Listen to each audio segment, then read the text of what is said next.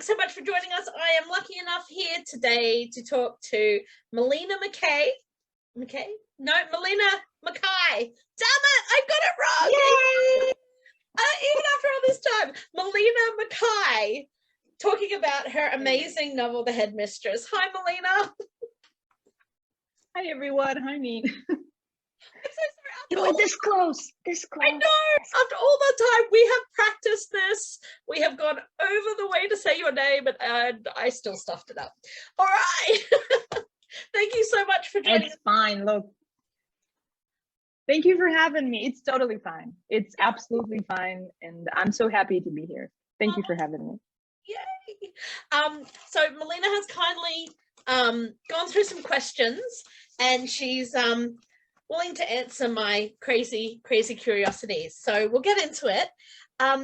Firstly, can you sum up The Headmistress in 3 words? No. No. Okay, 1 word is fine. Look. So everybody who knows me, and my editor, if she ever listened to this, she will laugh a lot, because everybody who knows me knows that if I say only 3 words, I'm not trying hard enough. So no, I thought about this when you sent the questions. I really thought about this, and I was trying to figure out how to summarize The Headmistress. But then I remembered a reader sent me a very lovely email, and she described how she felt about the book and in general what she thought about, what her thoughts were. And one of the things she says, it surprises you. So I guess that's how I would summarize the book. It surprises you. Well, hopefully. Hopefully. No, that's absolutely perfect, because yep, that's definitely one way to sum up the book, because it really does. And not just once, it just keeps surprising you as well. So that is perfect. Where did you get the inspiration for The Headmistress? Oh boy, now this is how I lose all my street cred. This is how I lose all my, it's not that I ever had the coolness factor, but this is how I lose the last remnants of it. So you know how when you go when you research something, especially if it's I don't know, something obscure, you go on these tangents and you go into these research holes, and they just keep taking you to a new link, to a new page, to new something, new subject, and then it snowballs and you end up somewhere so far away from where you originally started. You might as well be in another galaxy. So I don't remember now what I was researching, but suddenly I had in front of me, I had the article on national golden reserves of various countries. So, bullions and just gold, and it was a very interesting article, but something popped up at me while I was reading it. It was that the Bank of England holds the national UK golden reserve, and it's located in the heart of London, on Threadneedle Street. And the name of the street was kind of like, wait, what? Threadneedle? That is such a kind of cool, kind of weird, kind of strange word. And then from there, the said you keep researching, you keep clicking these links, middle of the night, and suddenly like, wait, where do Americans keep their, like, where do we keep ours? And it's like, oh wait, it's in Fort Knox. Threadneedle and Knox.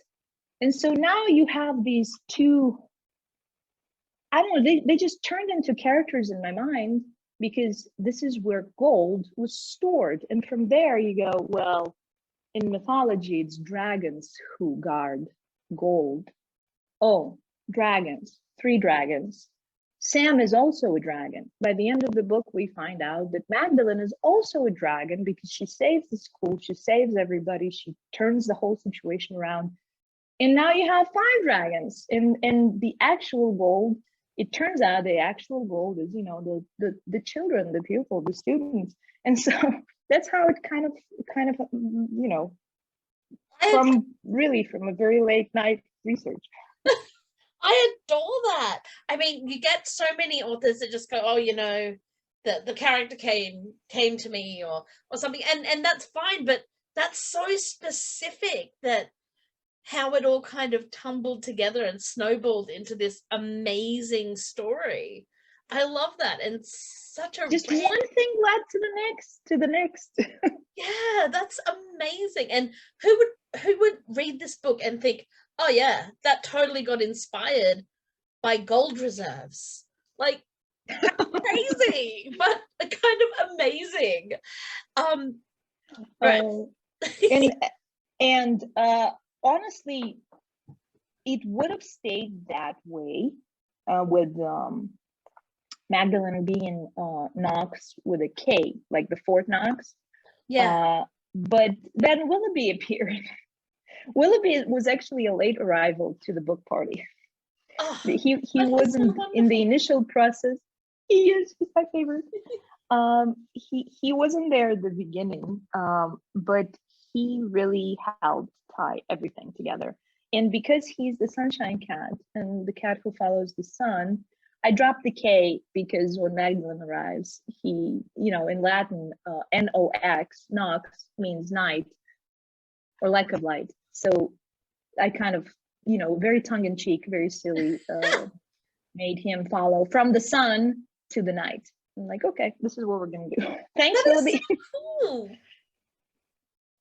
I love those little Easter eggs that, you know, I definitely didn't twig on any of that, but I love getting to learn all those little insights and just those little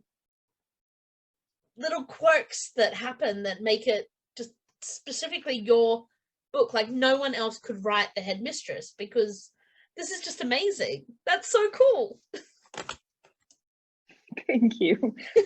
It's just like one weirdness to the next, to the next, to the next, to the next. I love it. So I've heard that several of the characters in your books are actually based on real people. Are you able to talk about who in The Headmistress is based on people you know in real life? Yeah, that's another very, I know you called it quirk. That's a good word. That's one way of saying it, I guess. It's my favorite. But nice. But that the whole thing, how the whole thing of putting people in books started, and I kind of kept up with it, is a story in itself. Back in 2020, when I just joined Twitter and was sort of this very quiet presence. I really didn't talk to anyone. I just liked some people's posts and didn't know what to do, and I don't even know. I'm introverted, but Twitter was a little bit overwhelming, especially when you're new, when you don't really know many people. You don't know, are they going to think you're weird if you comment something? And you know and you know how in writing, messages don't really, like, your real message doesn't really transcend writing all the time. Like if you're trying to be funny, yeah, sometimes I get caught on that as well. I'm like, oh damn, my humor is not carrying across here. So I was very, I was not scared, but I was apprehensive, let's just call it that, about commenting on a lot of people's posts and tweets and whatnot. But there was one person who was very, very, well, there are many people, but in this case, there was one person who, Lucy Baxley posted, and I don't know if she regrets it by now, but she posted, somebody put me in a book. And it just, she just sent the tweet, and that was that. Nobody commented. And a couple of hours later, I kept looking at it. And again, we haven't interacted much at the time. Maybe I liked a couple of her tweets or anything. And I was in the process of drafting The Delicate Things We Make, my debut story. And I just, whatever courage I had, I just took it in my greedy little hands and I said, hi, I'm going to put you in a book. idea. Honestly, I have no idea what Lucy, when she saw this comment on her tweet of, I'm going to put you in a book. I don't know what she thought about it, but she was so sweet and so supportive and so unbelievably there for me throughout the writing of The Delicate Things We Make. She wrote all the jokes in the book. There are a lot of very funny, if I say so myself, very funny dad jokes in the book. And she was amazingly sweet about it. So because I had such an amazing experience with her, with putting an actual real person in a book, I thought, look, maybe I should, continue doing that. And yeah, I sort of made it like a little goal of mine to have in all my novels, my full-fledged novels, to have a real person be present. So in The Headmistress, there's actually, well, two. One of them is Joanne.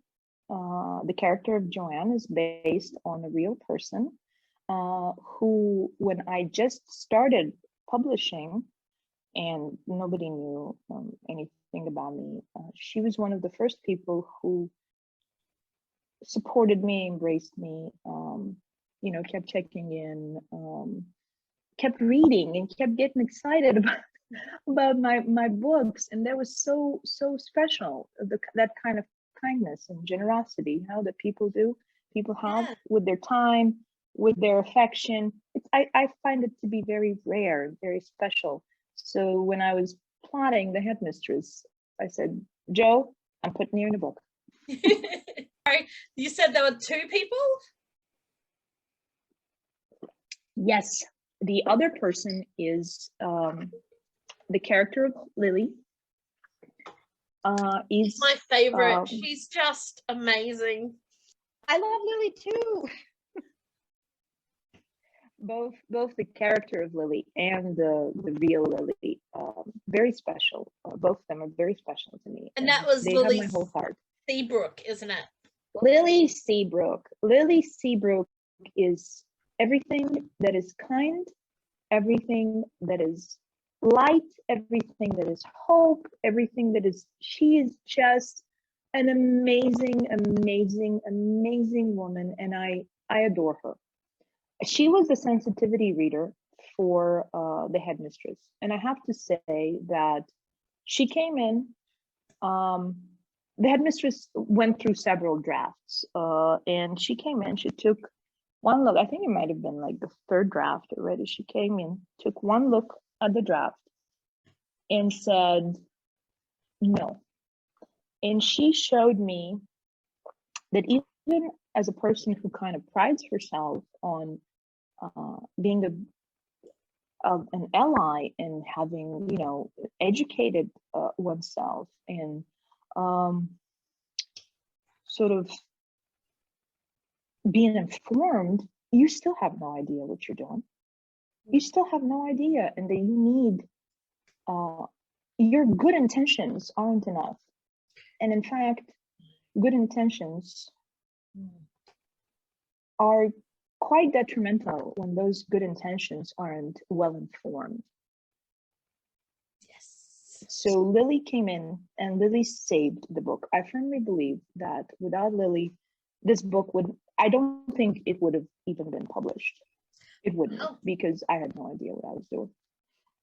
And Lily saved, quite literally, she stepped in and saved the book. And she did it in such a, she's one of the gentlest people, and she's so sweet and so kind and so generous with her time and with her advice. I can't speak enough. And plus, she's an author herself. And that talent just comes through, she understands, she can see, she senses the storylines, she senses the pitfalls, the inflection points. So I'm in awe of the kind of person that Lily Seabrook is. And so everyone, if you haven't read Lily Seabrook's books, you totally should. Well, just to throw out to the book club, we do have a Lily book coming up later in the year. So there's another another excuse to make sure that you do read one of her books by the end of this year. I have to ask this about the book. Did you know who the villain would be from the start? Yeah. And again,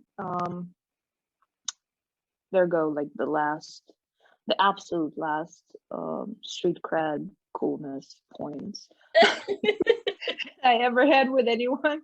But I'm a very anxious person, and as a very anxious person, you try to mitigate, no surprises, no. So you plot. I plot actively a lot. I might not know, what the character is going to say in this chapter or that chapter, but more often than not, I know exactly what the character will do. Like, for example, in chapter 1, this is what's going to happen, maybe a paragraph. And then in chapter 2, this is what's going to happen. So I knew that the villain is going to be who the villain is going to be. And then I sort of threw everything in the kitchen sink at trying to distract everyone from who the real villain was. It was so you well get a done. red herring, and you get a red herring. And it was so well done because I've read quite a few mysteries and stuff in my reading life, and I have to say there's very few books where when the bad guy is revealed, I've already kind of figured it out by halfway through the book. No, not here. Not this one. I was still like, but could it be? But what about, but where's this person? So it was amazing. Who do you think it was? Who was your guess? Who were you kind of leaning towards? I thought that, well, it couldn't be the most obvious. Like, it seemed like Ola was going to be it, but she was just too obvious. So I thought, no, it can't be her. I thought for a while that it might be Joanne. And I had this fear that it would be Poor like... Joanne. Yeah, poor Joanne. I had this fear that it would be like the whole enemy, friend close, enemy closer. Which I was right, but with the wrong people. And then I was wondering if it was the teacher who had the crush on Sam, because he kind of just vanished. And I thought, he doesn't come back. Like, what's going on here? Then right near the end, just before we found out, I freaked out and thought, oh no, you've made it Lily. Somehow you've made it Lily. And no. I know, because I questioned why Lily was in there without Ola. Sorry, not Lily. Why her girlfriend was in there. Amanda. And Lily had said that Ola had taken her. So I was like, why did she say that? So I was reading into everything by that point. And I was like, I'm going to throw this book at the wall if it turns out to be Lily. And then it wasn't. And I was very glad. No. This actually was something because Joanne is sort of my, part of my support team, as I call these wonderful, wonderful human beings who read my books before they come out. Yeah, team, yeah. And my art team, and when she was reading it, I was like, Joanne, please know that I'm going to spoil the book for you, but I will tell you this, that it's not you. I would have never done this to you. And obviously not Lily. I couldn't make my friends be the villains. But no, I knew it. I knew the villain beforehand, and in fact, the whole book is plotted around her being the villain, around George being the villain. You can see it in hindsight, absolutely. Yeah, and not sort of, when I was thinking about just just plotting the book, it wasn't so much about having a villain. In fact, the book sort of evolved a little organically towards this villain appearing. It was more about what makes Magdalene Magdalene, what chiseled her, and what broke her, and what fixed her, and what put her together and aligned her as a personality in such a way. And George is not just the villain of the book, but she's also that sharp tool that kept, kept molding and kept hurting Magdalene throughout her life. Yeah. This whole abused by a gaslight, I guess. Yes, very much a gaslight. It just made me, the way you said that just made me think of the whole, you know, that whole I made you, I can break you. And that just hits really right on point with the big confrontation with George at the end, because she didn't want her that way anymore, because she wasn't the Magdalene she had made. She was becoming her own almost, and she was more than prepared to break her. It's terrifying. Yeah, I mean, it transforms into, if I can't have you, nobody can. Yes. So I'd rather have you dead. Yeah. I'd rather have you dead than with someone else. That kind of, it's not, obviously it's not love. It's a very obsessive kind of feeling, and very dangerous. But yeah, so George is not just a villain, but also a tool that shaped who Magdalene has become. Definitely. And shaped, not so much that made her who she is, but all the things that she had to overcome made her who she was. The strong, resolute, independent, incredibly smart, incredibly empathetic, sensible woman that she is, despite the sort of the haughty and icy exterior. You're all fired. Yeah. That's just brilliant. But also it's almost like, well, she had to, you know, kind of solidify to get through it a little bit. Yeah. Absolutely. I'm going to throw a spanner in the works and ask a question that I haven't asked, but I have thought about and kept forgetting to ask. But did you ever consider writing this book from more than one perspective? Because a lot of sapphic fiction do have the 2 point of views. Was that ever a question for you, or was it always just going to be Sam's story? This is a wonderful, wonderful question. I have to say that I think I chickened out. Let's be totally honest here. And it kind of segues into my current work in progress.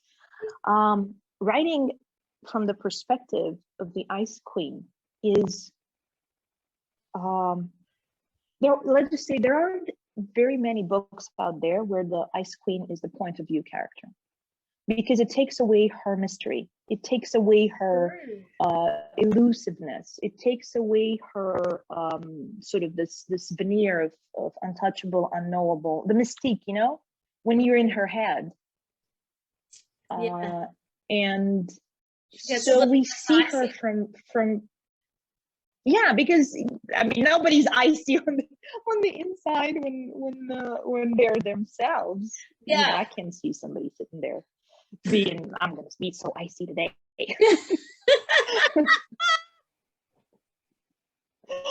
So I totally got a little scared of putting myself in Magdalene's head. Not so much because, I mean, she's a wonderful character.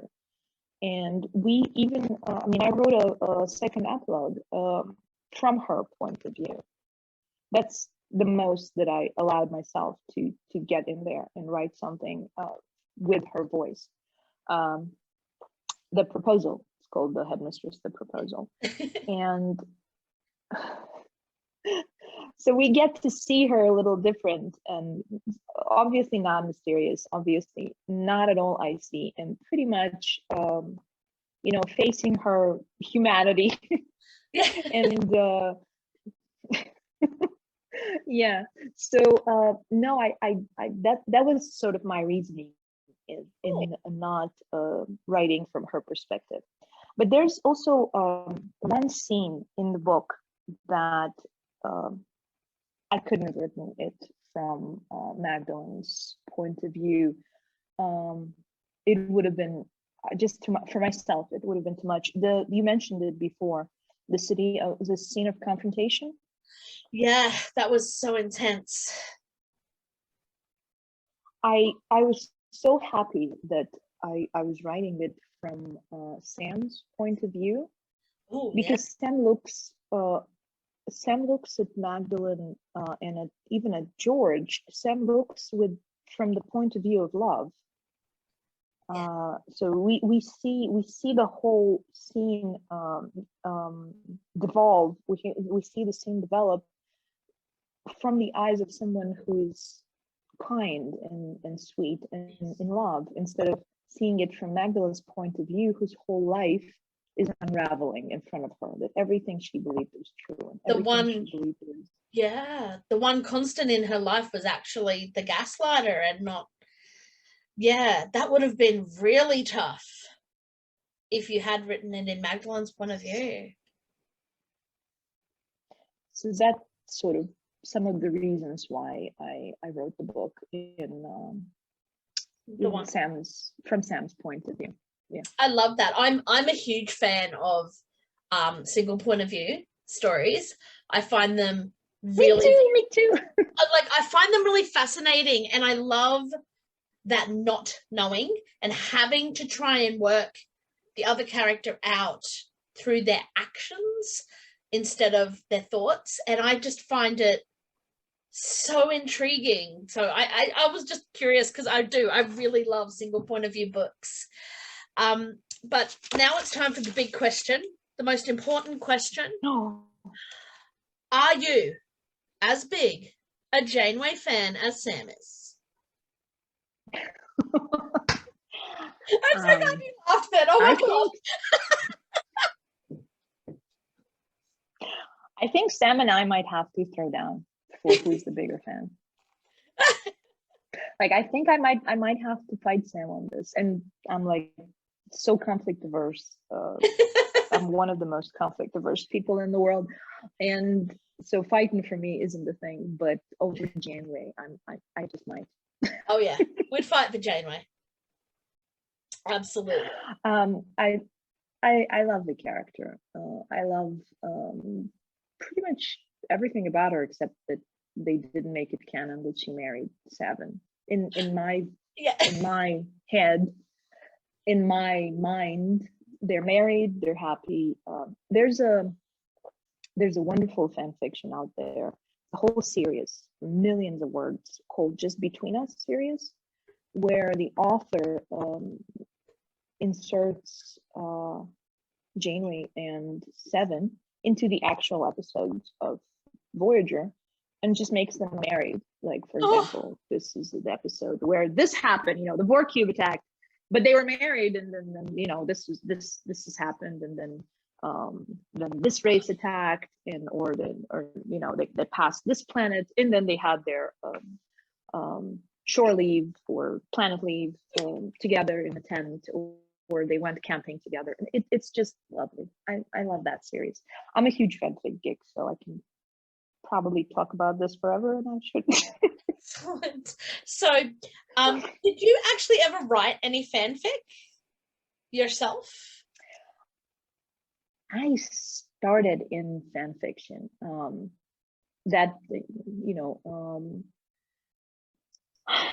I came from the fanfiction into the world of lesfic, of sapphic fiction. I was a very faithful follower of Lee Winter. Yay! And I was reading everything she published as a fan. Oh, there she is, my beauty. There she is, the book that started everything for me. Yeah. That's the book that started absolutely everything for me. So Lee Winter published, I was reading only sapphic fan fiction up until the moment that Lee Winter announced that she was publishing one of my favorite stories of hers, which was The Brutal Truth, which I read and followed as fan fiction. And then she announced, well, I'm going to publish it with a publisher. And I said, oh, publishing, oh my God, book, real. So any change is frightening. But I said, okay, I will follow Lee Winter to the ends of the earth anyway. So I bought the book. That was the first lesbic book that I bought, and from there on in, there was no stopping me. So thank you, Lee Winter, very much for opening the doors of sapphic fiction for me, and making me sort of make that move from reading only fan fiction to reading sapphic fiction. I'm very, very grateful. Absolutely. But I also wrote, but so when the first thoughts of writing anything started to sort of percolate in my mind, it was very daunting. You don't know anything, you don't know anyone, you're scared of everything. At least I was. And fan fiction didn't seem as I don't know, as scary of a place. So my first writing endeavors were published on Archive of Our Own in the Devil Wears Prada fandom, and it was an exercise not just in putting words on paper, but do I have what it takes to write 50, 60, like, do I have the discipline? Can I do it? And it turned out that I could. Absolutely. So I published them. How many words is this, actually, if you don't mind me asking? It's over 100,000. Yeah, you can you can more than do the 50 or 60,000. You're fine. What's your favorite part of the writing journey? This one, definitely 100%. This one, talking about my books, is absolutely my most favorite part. If the hard work is done. My least favorite part. Absolutely. I don't know, it's kind of still overwhelming that it's real, that there are books here, right here. I'm sitting and I'm looking on the shelf and there's my name and those are my books, and they are, as you showed, thick as as they are, over 100,000 words. And it feels like, on one hand, it feels like it was just yesterday that I had no idea what was happening, and now there they are, the two of them on my shelf, and they're next to Claire Ashton and Lucy Beckley's book. So well, then I feel very. And then there's Lee Winter's book there too, and then there's Monica McCown's book, and then there's E.J. Noy's book. I started a little paperback collection, which I never had the luxury to buy. I moved so much around. I never had the luxury to buy paperbacks, but this time I said, you know what? They bring so much joy just holding the book in your hands. They do. Not doing to the books what you do. I don't even crack a spine, so don't. It's love. They're loved. They're well loved. I don't judge, just as long as you don't show it. All right. So, yeah. But if you ask my editor, she will absolutely tell you that Milena likes talking about books. Milena likes talking about having an idea. This is where I call her and I say, hey, I have an idea. And she just laughs herself off the phone. She just like laughs, and then hangs up. Because seriously, I don't know, it's like, it's a disease at this point, that I have a huge notebook. It looks like a Bible. It's black and it's exactly the size of the Bible, but it's all, lesfic ideas, sapphic fiction ideas. So I hope nobody opens it and looks into it. That's amazing. That is so cool. So I call her and I'm like, I have an idea.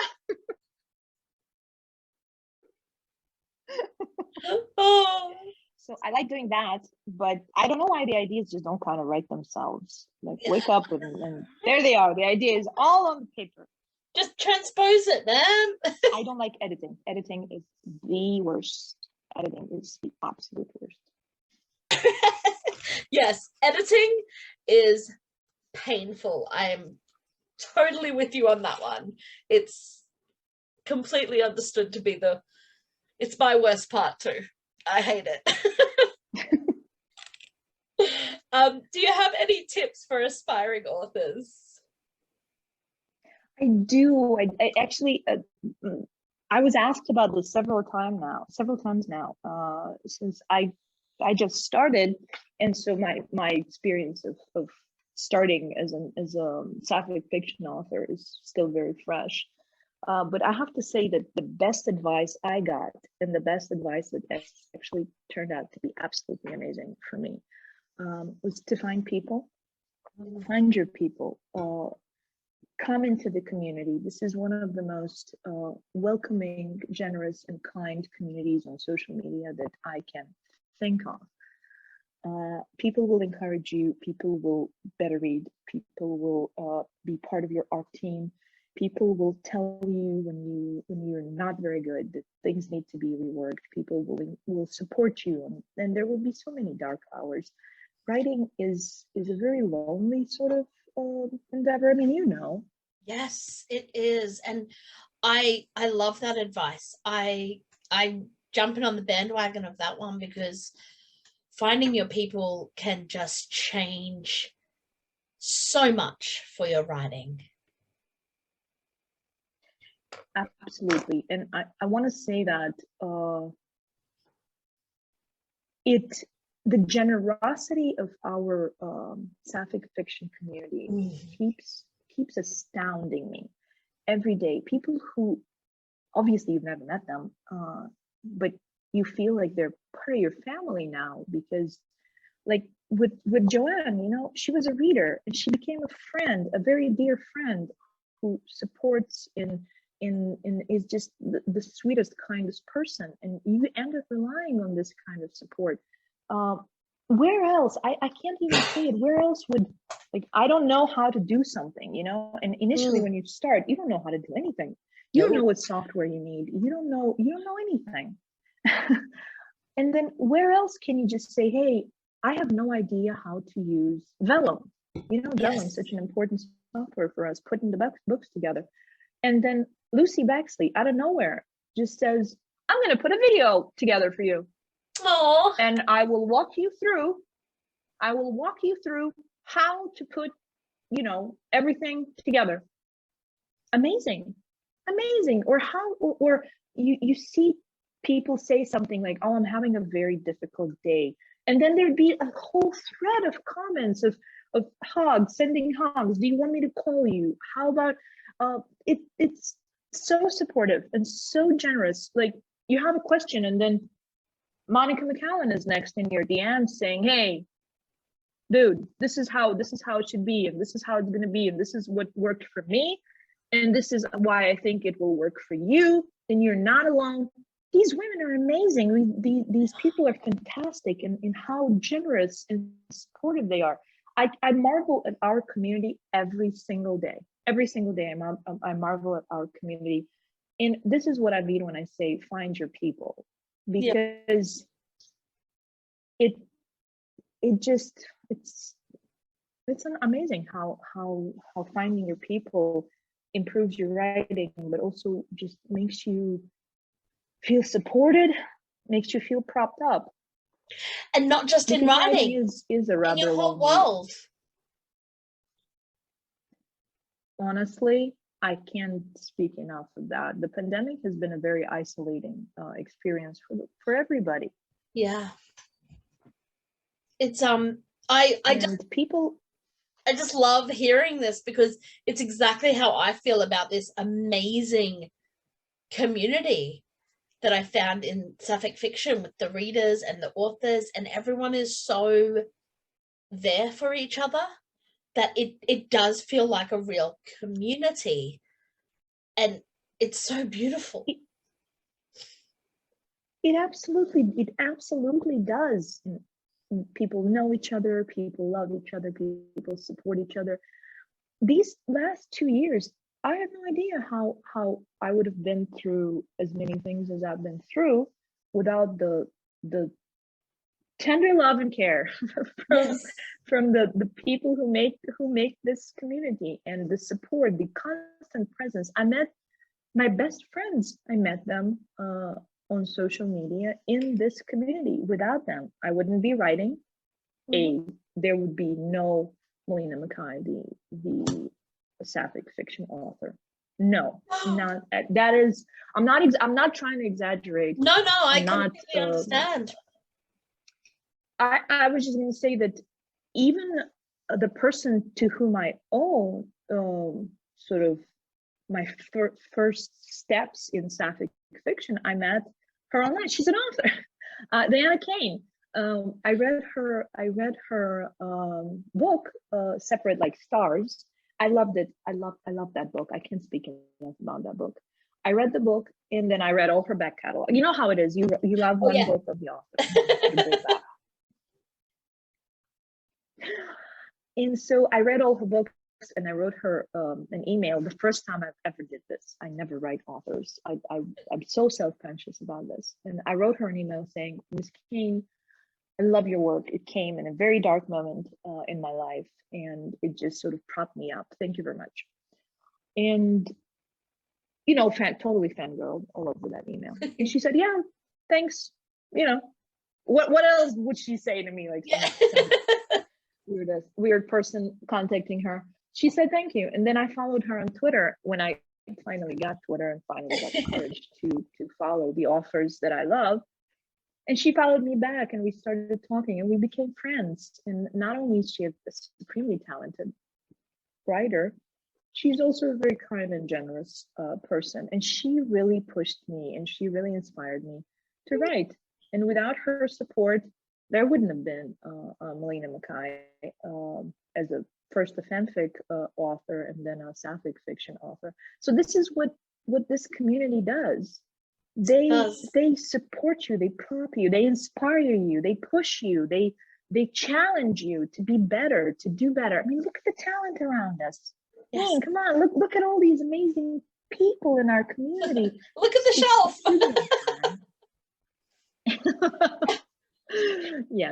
Yes, no, absolutely agreed. And I love when I stepped into this community, the lack of competition. I think that was my biggest surprise. No one is going, oh no, well, you can't write the same as me. They're like, hey, come on, write. Like, you know, write more. We want it. We love it. And it's just so amazing to not have that competition with each other. Oh, you said competition, and it totally reminded me of how KJ and I met. KJ, who's another absolutely amazing I adore her. fiction author, talented and sweet and just unbelievable. She's so inspirational to me. There was just like maybe a week after I published The Delicate Things We Make, there was a tweet making rounds, and these things come out periodically and, you know, make some noise and then disappear when people totally dunk on them. Some guy tweeted that here's your harsh truth: in writing community, nobody's your friend and everybody's your competition. No, it's not. Oh, and God. And KJ took that so personally. So when she reviewed Delicate Things, she even put it in her review. You know how she writes these absolutely fantastic essays about the books she loves? Yeah. She wrote an essay about The Delicate Things in my darkest hours. And I do have a lot of dark hours in writing. I opened that Goodreads essay that she wrote about The Delicate Things We Make, and I reread it again. And there at the top of the essay, she quotes this guy, and she then proceeds to totally dismantle his whole theory that authors aren't friends and aren't supposed to be friends, that authors are competition. I have never felt this in our community ever. I've never felt this. The most Me welcoming, neither. the It's most beautiful. supportive people I've ever met. Yeah. I love it. All right. Now, what books did you read as a child? Because you said you didn't get into reading sapphic fiction till later. Yeah, sapphic fiction came relatively, it's a relatively new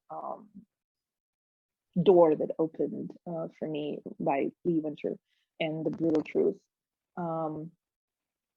But I grew up on Lord of the Rings. I grew up with Jules Verne. I grew up on these adventures and pirates and very unladylike reading. Yes.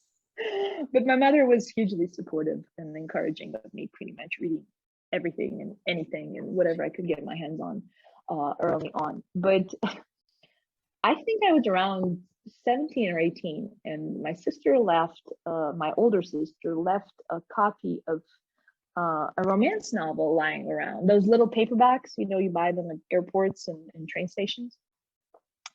And I was reading The American Tragedy, and I was reading Salinger, and I was reading, I would touch that little thing. I was so judgmental. God, when I look back at that little kid, so silly.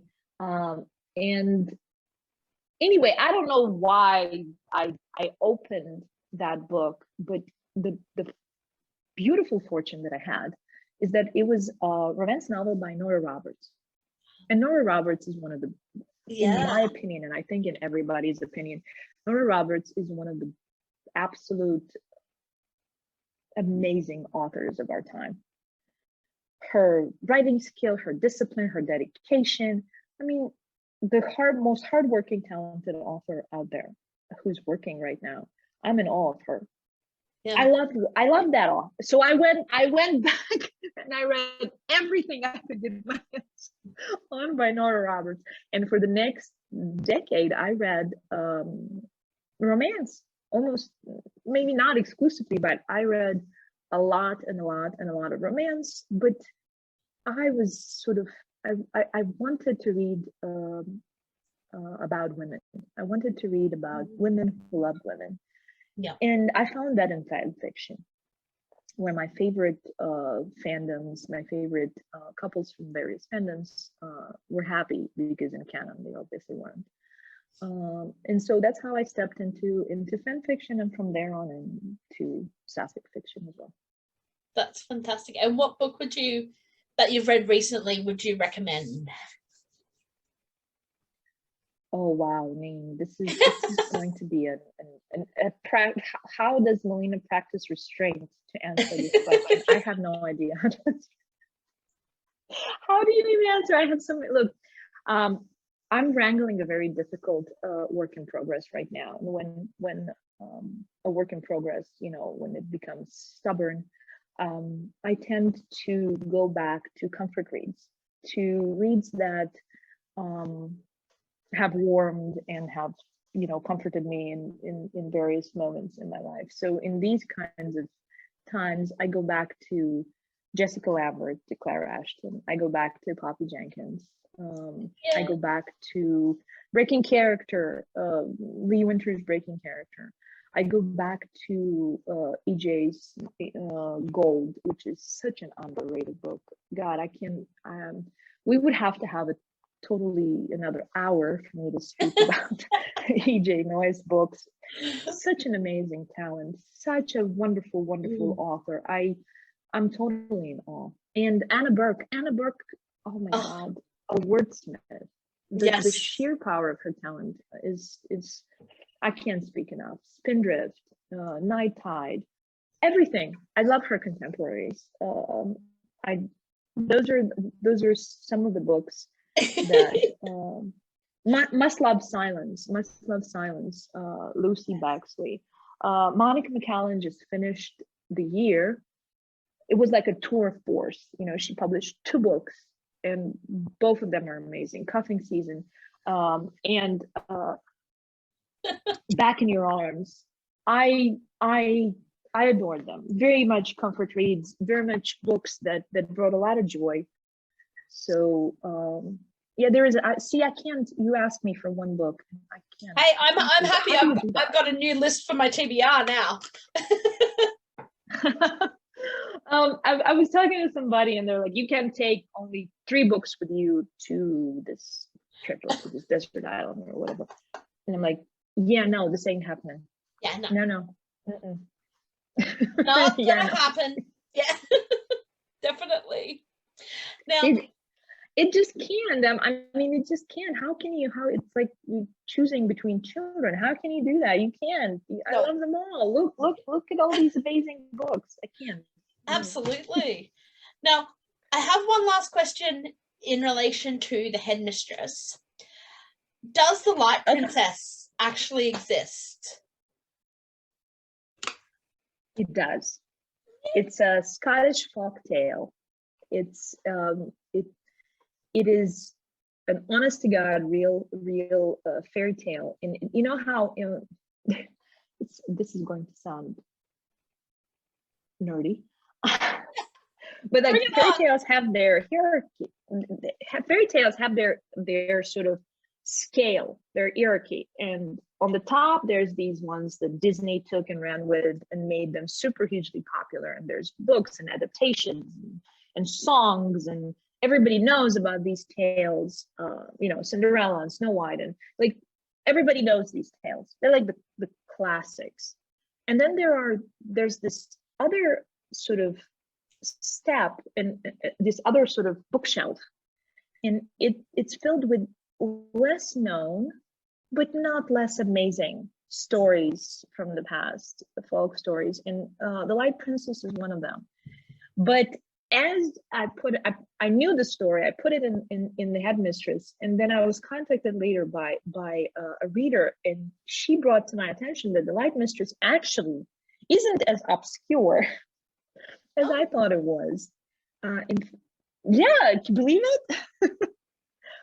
Tori Amos, the great Tori, put a whole musical on the Light Princess. She wrote a whole musical.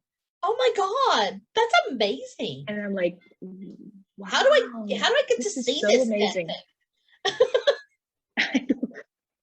I don't know, but it's amazing. It's amazing, and that's why so cool. I love that. Yeah, totally cool. So yeah, Light Mistress is very much a real Scottish folktale. That is so cool. And do you have a copy of it? Electronic only. No, I don't have the actual. I had to when I was doing my research, I had to go online and I had to look in libraries where they actually have, you know, in their catalogs where they have the book. I had to look how many pages each version is. Because I say it in the book, in the Headmistress, I say that the book was this thin or this thick, and I wanted it to be as real and realistic as possible, because those things matter. Is go a little bit.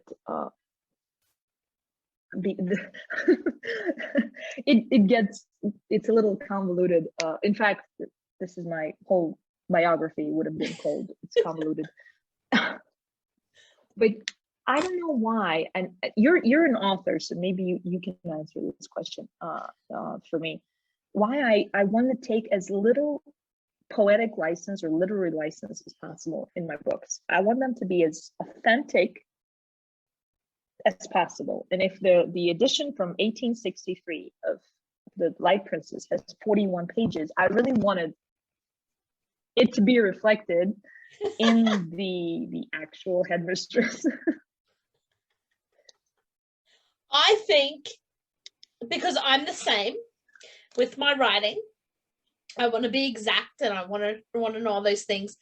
And I think that's because I'm like that with my reading, because I pay so much attention to every little detail. And because I'm so curious about, is that true? Is that not? The fact that I even asked if the Light Princess is a real book. So because I ask those things, I'm worried that my readers would ask the same. So I like to make sure that they have the answer, or they can find the answer. That's my answer to it. I don't know. I love it. I love it. I love it. And I want to apologize using this opportunity. I want to apologize to all the readers who are from Massachusetts, because I completely mangled some of the more sort of geographically specific things in the Headmistress, where I actually took literary license, was there. The coast of Massachusetts is not there. Obviously, there's no Three Dragons Island. And even the islands that are off the coast of Massachusetts don't look like there's no cliffs or stuff. So, we've still got to have this island needed to life. be, but this island needed to be there, particularly in that state, because it's one of the most liberal states in in America. And I wanted to show a little bit of how even in sort of the most liberal of places, there's still vestiges of this. There can be vestiges of bigotry and of discrimination and of intolerance, and it's pretty much up to the people to keep up loving and supporting and including everybody. So that's why I needed it to be in Massachusetts, even if I totally mangled the coastline. No, that absolutely makes sense.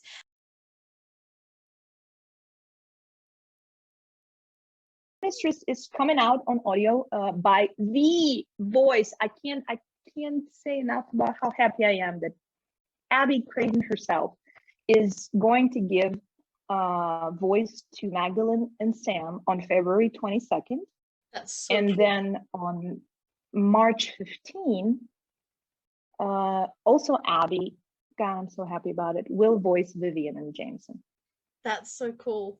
I'm excited that the books are going to come out on audio. It's something that I never thought that will ever happen to an indie author. It's so but exciting. It happened to me, and I'm so I can't wait to hear Abby Creighton voice my characters. It's so exciting and flattering, and sometimes you just kind of you hear about these totally Cinderella kind of stories that happen to other people, like their dream coming true, or a dream collaboration coming true, like they've dreamed about working with this, I don't know, editor or cover designer or voice actor or another author, and then it just suddenly comes true. And this was very much a Cinderella moment for me when Abby Creighton agreed to voice my books. I'm not a super big audiobook listener, but I have a number of favorites, and she is totally in like 90% of my favorites. Oh yeah. She's up there. So I adore her voice. I adore her talent for how she acts it all out. Just wonderful. I'm very happy, very, very lucky that she agreed. And so what are you working on currently? You said before that you're in a bit of a pointy end of it. And can you tell us any more about that? Actually, I can now, because I sort of started spilling the beans on social media to both, I don't know, let people know that I am actually working. And to also sort of put a little bit of pressure on myself too, that come on, get to it, Yeah. It's a book set in Hollywood, and it's called A Whisper of Solace. And shockingly, this is going to shock a lot of people here. Shockingly, it's an Ice Queen age gap. Shocking. Who would have thought? But it's my attempt to get into the head of the Ice Queen, and it's written entirely from the point of view of the Ice Queen. Oh, and wow. She is one of the I'm so happy you're excited about that. Oh, I'm all about the Ice Queens. Like, Did you Me not see too. the Shocking. winter, shrine back there? There's Elena Bertel. There she is. Yes. There's the pretty. Yeah, I love a good ice queen. It's my favorite trope. This one is, I call her the ice queen to rule them all, because Ooh. she is so darn difficult and to the point of cruel, to the point of just mean.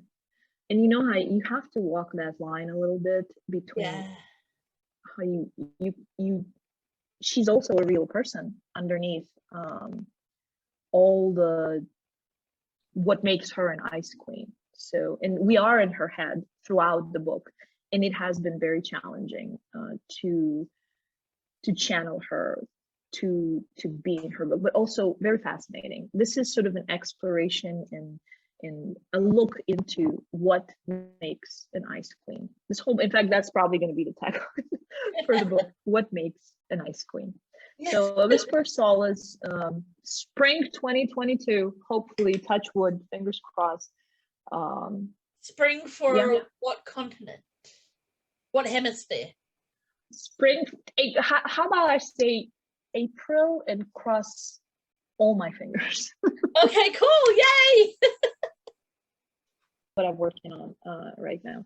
So an ice queen age gap set in Hollywood, where we kind of sort of pull the curtain a little bit on inner workings of Tinseltown and what works, what doesn't, what makes it as horrible or as wonderful as it is. I am so excited. I cannot wait. I will definitely keep an eye out for that one. Excellent. Thank you so much. Thank you. And where can readers best find you, Milena? Oh, I live on Twitter. I sort of inhabit that space in the Kate Blanchett's internet. I totally live there. Anybody's. I mean, MilenaMcKay.com, my website, it has all the links to my social media. It also has my newsletter, which one day, hopefully, among all the other things, but hopefully still. Yeah, Twitter. McKay Undercover is my Twitter handle, so just come on in. Excellent, fantastic. Well, thank you again so much for joining me today. And it has been an absolute pleasure getting to chat with you about life and writing and books, and specifically your amazing book, The Headmistress. And I just have to say, look how sexy this cover is. People watching, look at it. Oh, thank you. Look at the red. It pops so beautifully. Anyway, I just can't help it. But yes, thank you so much for your time. It has been a pleasure. Thank you so very much, Jane, for having me. Thank you. Bye.